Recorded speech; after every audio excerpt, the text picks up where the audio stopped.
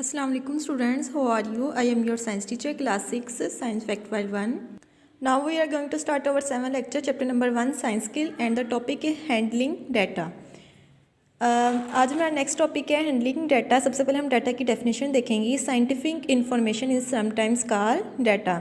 Scientific information को हम क्या कहते हैं? डाटा कहते हैं। Very often an experiment give you lots of data. जब भी आप एक्सपेरिमेंट कर रहे होते तो आपको एक्सपेरिमेंट का क्या मिलता है? आपको डाटा मिलता है।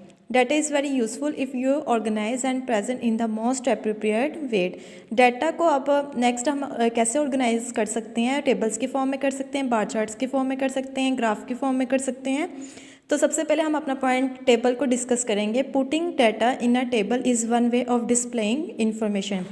ये आपको टेबल शो किया गया जिसमें आपको डेज बताए हुए हैं 1 2 3 4 5 6 7। इसके अलावा आपको मेंशन किया हुआ कि night time temperature at 11 PM पे डे 1 में 2 डिग्री सेंटीग्रेड था, 0 डिग्री सेंटीग्रेड था, -1 degree centigrade and so on. इसके अलावा amount of cloud at 11 PM पे ये क्लाउड की फॉर्मेशन उन्होंने बताई हुई है। डे टाइम टेम्परेचर की ये day time temperature at 11 AM पे क्या था? 16 डिग्री, 17, 18, 13, 14।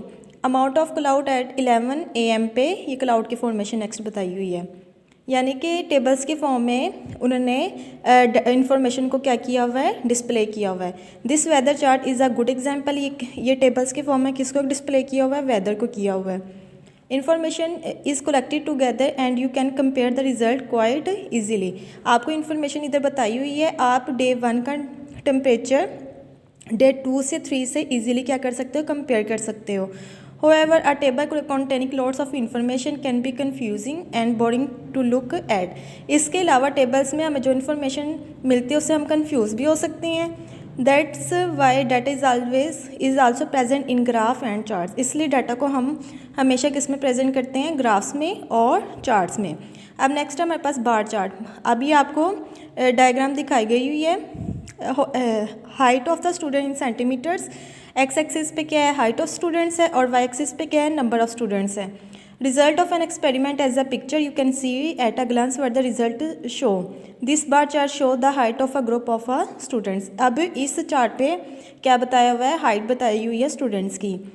यानी कि नंबर ऑफ स्टूडेंट्स कितने? 1 है। उनकी क्या हाइट है? 151। ठीक है। इसी तरह ये आपने हाइट उन्होंने आपको ग्राफ की सूरत में बताई हुई है। नेक्स्ट हम पेज नंबर 9 के टेस्ट और सेल्फ के क्वेश्चन आंसर्स देखेंगे। तो स्टूडेंट्स हमने पेज ऐसे रेडी करना है। हमारे पास क्वेश्चन नंबर 1 है, what is data? Scientific information is called data. अब आपने लुक एट द टेबल को देख के आपने आंसर्स को सॉल्व करना है, क्वेश्चंस को सॉल्व करना है। What is the highest temperature? 18 degree centigrade. अगर हम इधर टेबल में देखें तो टेम्परेचर हाईएस्ट कितना है? 18 degree centigrade. When was the temperature lowest? और टेम्परेचर लोएस्ट कब था? Day 3 at 11 PM।